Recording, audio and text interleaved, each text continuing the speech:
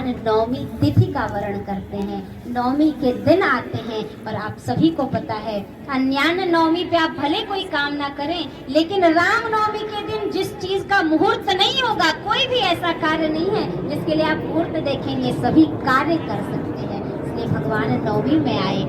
दूसरी बात, नौ पूर्ण संख्या है, यह कहा क्यों?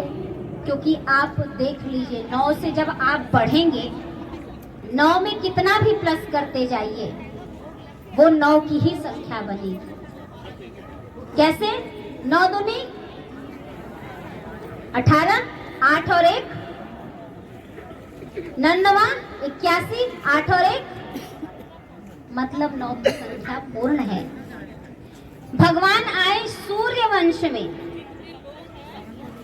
सूर्यवंश, और सूर्य स्थिर रहता है, इसलिए भगवान ने भी स्थिर तिथि का चयन किया। जबकि श्री रामचंद्र जी जो हैं सूर्यवंश का जब ग्रहण करते हैं, नवमी चुनते हैं, और वहीं कृष्णचंद्र जी जब आते हैं तो वह अष्टमी तिथि का। लेकिन ऐसा क्यों? क्योंकि उन्होंने चयन किया चंद्रवंश का, और चंद्रमा की कलाएं क्या है? घटती बढ़ती हैं, तो उन्होंने भी तिथि ली अष्टमी, जो एक घटती ही रहती है। कैसे? 8 का 8, 8 दूनी 6 और 1 8 से कम हुआ। अब ऐसे ही आगे आप जोड़ते रहिएगा, आपको घटता ही मिलेगा। 8 त्रिके 24, 4 और 2 7 था, अभी 6 हो गया। तात्पर्य इन तिथियों में भी संतों ने निकाला, जो हम आपको बता रहे हैं कि भगवान राम पूर्णता में है। पूर्ण तिथि सूर्यवंश और चंद्रवंश, तो चंद्रमा की कलाएं घटती हैं, इस अनुसार चयन किया। चैत्र मास का किया, समय मध्याह्न का रखा 12 बजे, मध्य दिवस अति शीतन घामा, न बहुत ज्यादा धूप है और ना बहुत ज्यादा शीतलता है, मध्याह्न है। भगवान जब भी आते हैं मध्याह्न में ही आते हैं, या तो दिन के 12 और या तो रात के 12। कहा क्यों? क्योंकि दिन में 12 बजे क्या होगा और रात में 12 बजे क्या होगा? कहा दिन का जो 12 है वह भी दिन का मध्याह्न है। इसका मतलब प्रभु हर जगह मध्यस्थता करते हैं, कहीं एक और पक्ष नहीं लेते हैं। क्यों? क्योंकि राम के चरित्र में आप देखेंगे भगवान ने कभी ब्राह्मण, क्षत्रिय, वैश्य, शूद्र नहीं किया। भगवान ऋषि भरद्वाज के भी आश्रम में जाते हैं, अत्रि ऋषि के यहाँ भी जाते हैं, और वही भगवान शबरी के यहाँ भी जाते हैं, जूठे बेर भी खाते हैं। इसका मतलब भगवान कहते हैं मेरे लिए सब समान है। तो ऐसा जो मध्य में हो, मध्यस्थता, बीच का, ना इधर का पक्ष ना उधर का पक्ष, इस प्रकार प्रभु ने चयन किया। भगवान आते क्यों हैं? आप सभी ने सुना है, अभी उसी प्रसंग में हम चल ही रहे थे। भगवान ने कहा जब जब होई धर्म के हानि, बाढ़हि असुर महाअभिमानी। साधन उसी कारण गाय का पालन, गोपालन भी होता था, तो गोपालन की तरफ भी भगवान प्रेरित कर रहे हैं। और दूसरा कारण संत कहते हैं वो अर्थ का साधन है, इसलिए दूसरा लिया विप्र और धेनु। अच्छा, धेनु संस्कृत का शब्द है, गाय और बैल दोनों है। तो बैल आप सभी जानते हैं वृषभ को धर्म का स्वरूप कहा जाता है, तो धर्म। दूसरी बात विप्र, धेनु, सुर, सुर माने देवता, तो देवता को कहा काम। काम क्योंकि सभी इंद्रियों में एक एक देवता बसते हैं। नेत्रों में सूर्य है, जिह्वा में वरुण है, और इच्छाएं भी इन्हीं इंद्रियों से जन्मती हैं, उत्पन्न होती हैं। नेत्रों से रूप का आकर्षण होगा, जिह्वा से स्वाद का होगा, श्रवणेंद्रिय से सुनने का होगा। सब में एक एक देवता है और काम माने इच्छा इन्हीं से आती है। मन का देवता चंद्रमा को कह दिया, कहा इसलिए सुर को, देवताओं को काम की संज्ञा दी। और चौथा है संत हित। संत क्या है? कहा भैया इस मनुष्य जीवन का, इस मानव शरीर का जो लक्ष्य है परम पिता परमेश्वर तक पहुंचना, और पहुंचना ही नहीं, मोक्ष की प्राप्ति, क्योंकि पुरुषार्थ चतुष्टय में चारों सिद्ध करने हैं।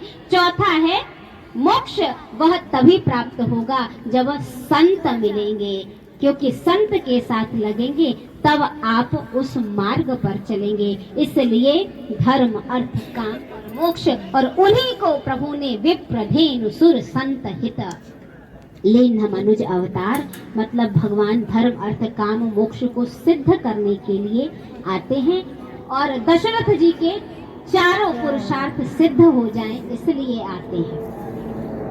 दूसरी बात, कुछ छोटी छोटी बातें हैं, सभी हम संकेतित करें क्योंकि अब कथा के मध्य ये सब था निकल गया। भगवान प्रकटे कैसे, आपको याद है? क्योंकि जब दशरथ जी जाते हैं, दशरथ कौन है? कहा जिसके 10 रथ। दशरथ हम सभी जीव भी हैं। कैसे? 10 इंद्रियां, वही दशरथ। तो हम सभी जीव भी दशरथ हैं। भगवान हमारे यहाँ भी आएंगे। कैसे आएंगे? तो कहा भगवान दशरथ के यहाँ कैसे जन्मे? कथा के मध्य तो ये निकल गया। कहा जब भगवान आने के लिए बता दिए तो उपाय रचा। दशरथ जी के मन में आया कि मैं वृद्ध हो गया हूं, मेरे कोई पुत्र नहीं है, तो गए वह गुरु वशिष्ठ के पास। एक बार भूपति मन माही, भय गलानी मोरे सुत नाही। अब नहीं है तो क्या करें, उपाय कैसे करें? तो कहे वह गुरु वशिष्ठ के यहाँ पहुंचे और चरण वंदना की। कहा प्रभु आप मेरे गुरुदेव हैं, कोई उपाय आप ही निकालिए। उन्होंने कहा धरहु धीर हुई है सुतचारी। परेशान क्यों हो रहे हो? ऐसा नहीं है कि अब अभी तक नहीं हुए तो आगे भी नहीं होंगे। 4 पुत्र होंगे, कैसे होंगे?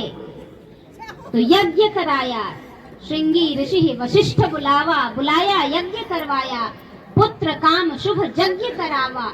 और यज्ञ कराया तो कैसे कराया? भगत सहित मुनि आहुति दीन है। काम तो दशरथ जी का है, पुत्र किसको चाहिए?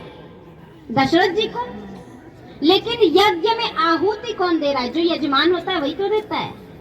आप भी अपने यहाँ हवन कराते होंगे, देते हैं? का नहीं, गुरु के द्वारा हो रहा है। तात्पर्य क्या कि जब आपको भगवान चाहिए हो तो भगवान ऐसे मिलने वाले नहीं। कैसे मिलेंगे? तो गुरु के पास जाना पड़ेगा। गुरु के पास नहीं गए। अच्छा, जब ग्लानि हुई तो दशरथ जी स्वयं चल के पुत्र के लिए वशिष्ठ जी के पास गए, आश्रम तक गए, अपनी विनती धरी, तब उनके यहाँ भगवान आए। लेकिन जब राज्याभिषेक होना था श्री राम भगवान का, तब दशरथ जी भगवान अपने गुरुदेव के आश्रम में जाते हैं। तब मुनि वशिष्ठ को दशरथ अपने यहाँ बुलाते हैं।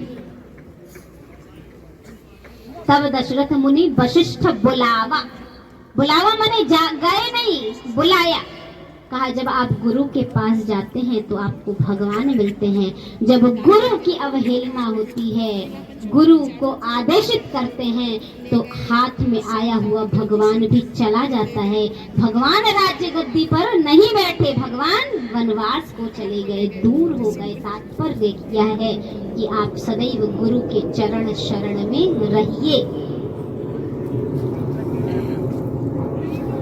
फिर गुरु नहीं किया वह हवन, यज्ञ, आहुति दी और प्रगटे अग्नि, चरु कर लीन्हा। अग्निदेव स्वयं साक्षात यज्ञ में से वह चरु, जिसको खीर कहते हैं, वह लेकर के प्रकट हुए। देखिए यहाँ पर भी एक संदेश संत कह रहे हैं, जब उत्पन्न हुए उस यज्ञ में से अग्निदेव, तो चरु दिए, खीर दिए। खीर किन किन चीजों को मिला के बनता है? ये नहीं, जो एकदम नेसेसरी है, जो एकदम इम्पोर्टेंट, वही से।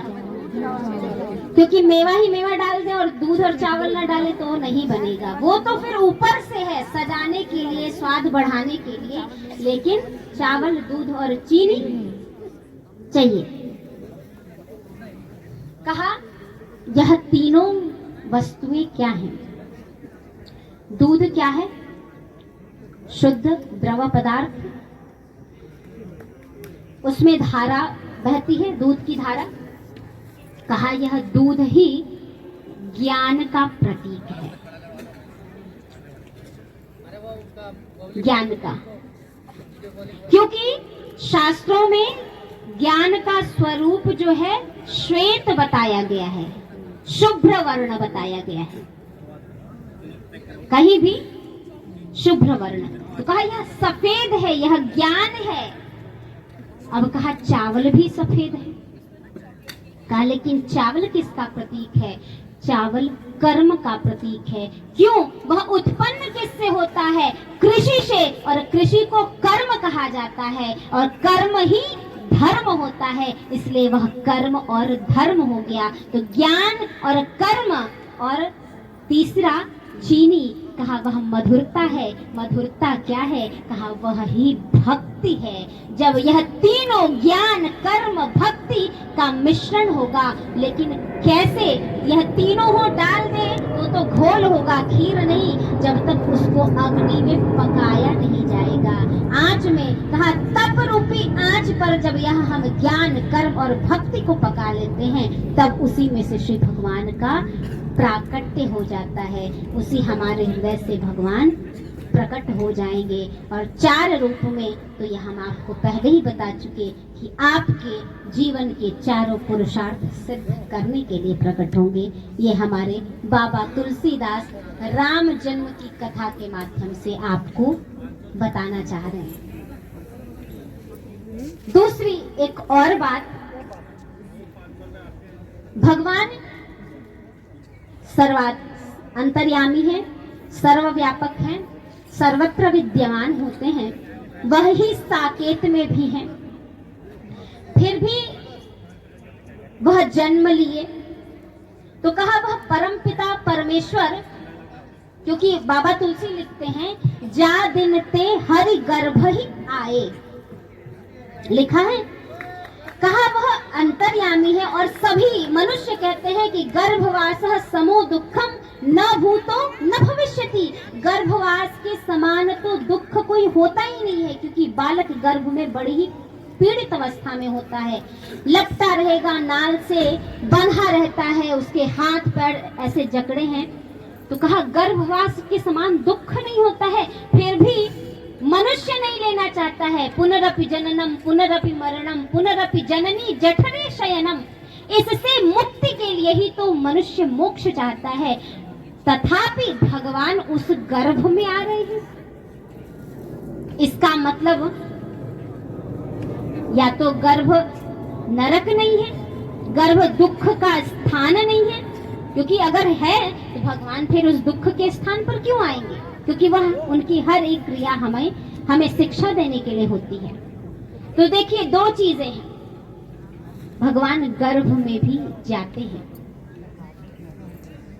पहले तो यही लिख दिया बाबा तुलसीदास ने कि जा दिन ते हरि गर्भ आए और सकल लोक सुख संपत्ति छाए। कहा भगवान गर्भ में जाते हैं, इसका सद्य उदाहरण, प्रत्यक्ष उदाहरण आपको मिलेगा उत्तरा के गर्भ का। उत्तरा कौन?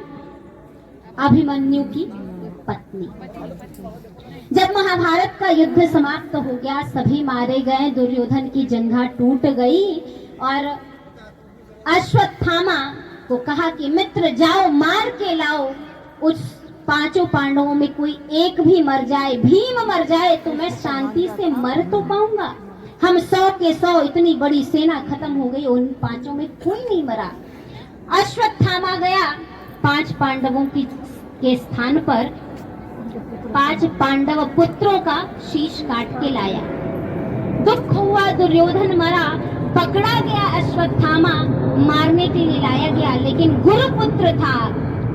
शास्त्र कहते हैं ब्रह्म बंधुर न हंतव्य, लेकिन आतताई को बिना मारे नहीं छोड़ना चाहिए।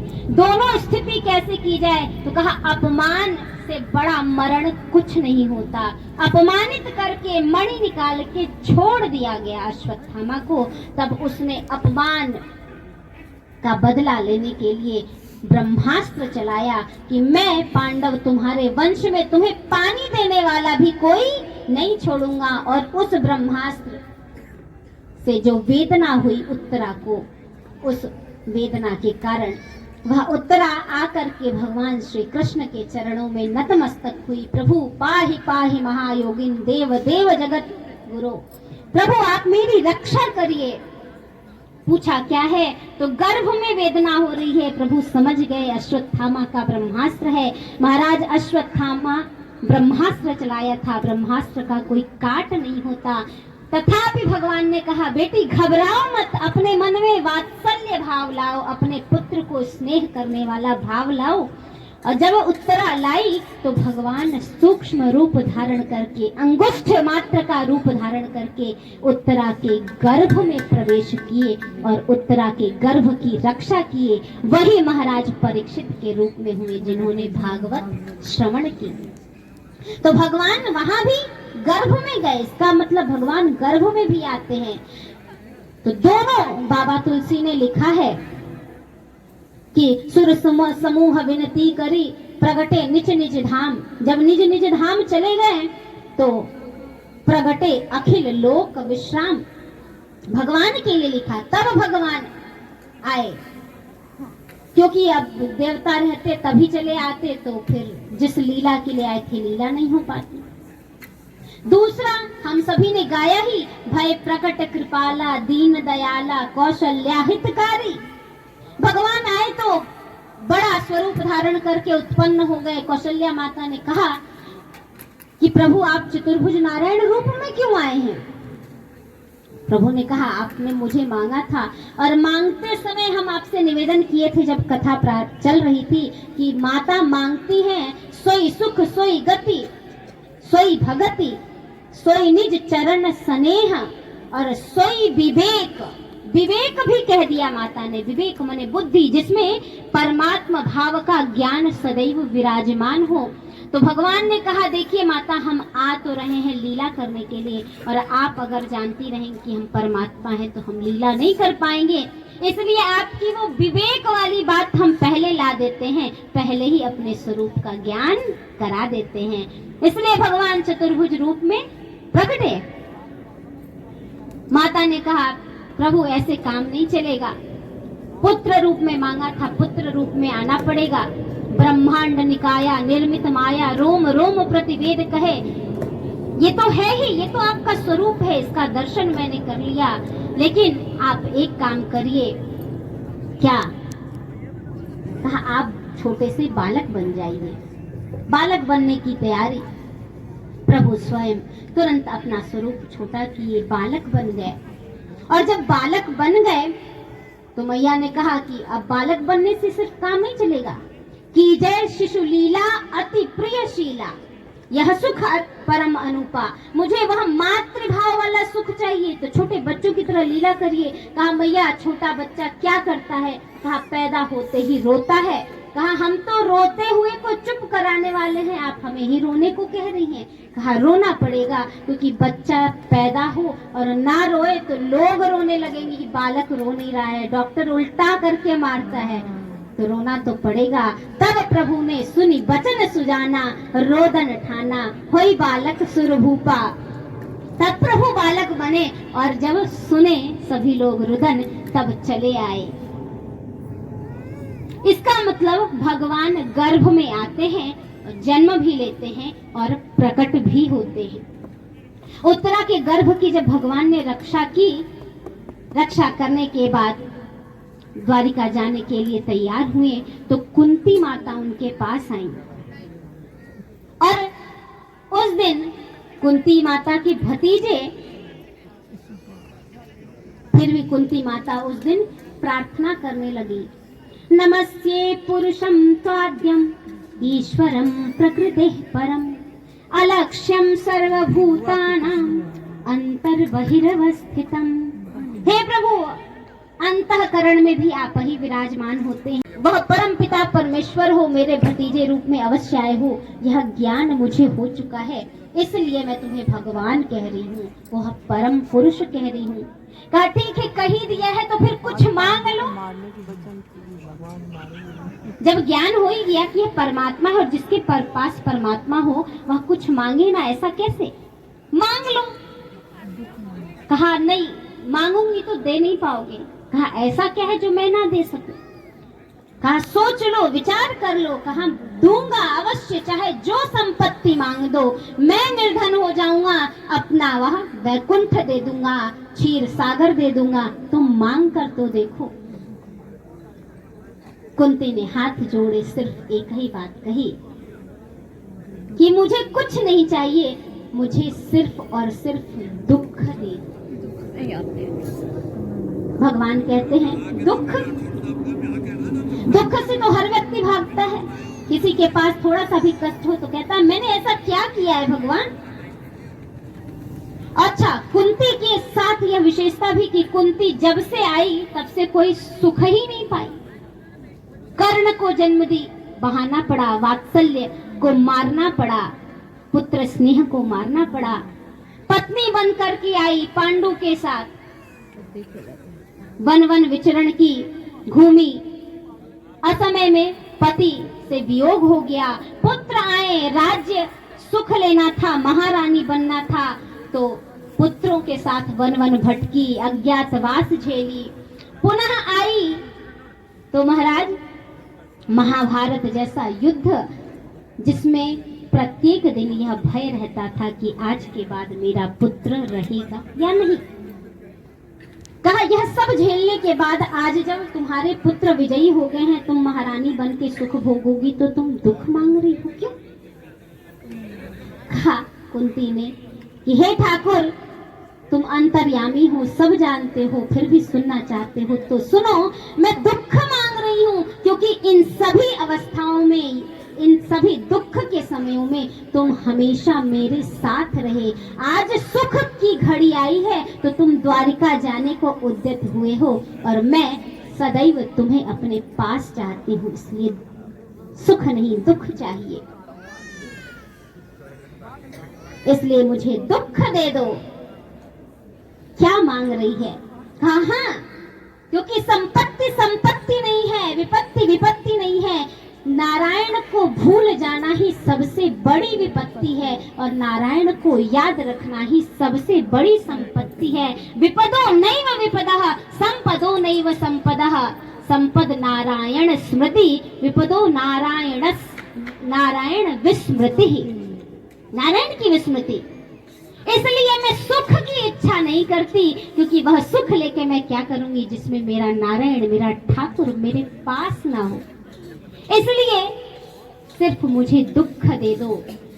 कहती है अरे सुख के माथे सिल पड़े जो हरि हृदय से जाए, बलिहारी व दुख की जो पल पल नाम जपाए, जो पल पल नाम जपाए। इसलिए पल पल नाम जपने वाला, इसलिए मनुष्य के जीवन में अगर थोड़ा सा कष्ट है तो उसको यह हमेशा याद रखना चाहिए कि ठाकुर मुझसे दूर नहीं जाना चाहता, हमेशा मुझे अपने सन्निधि में रखना चाहता है।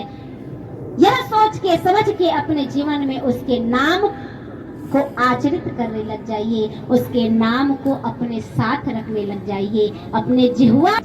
आइए आज यही कथा के विश्राम के साथ उस प्रभु का नाम लेते हुए हम आरती, आज बाल लीला की भी आरती होगी। इसलिए हम आगे शेष की जो कथा है वह कल पुनः अपने समय से प्रारंभ होगी।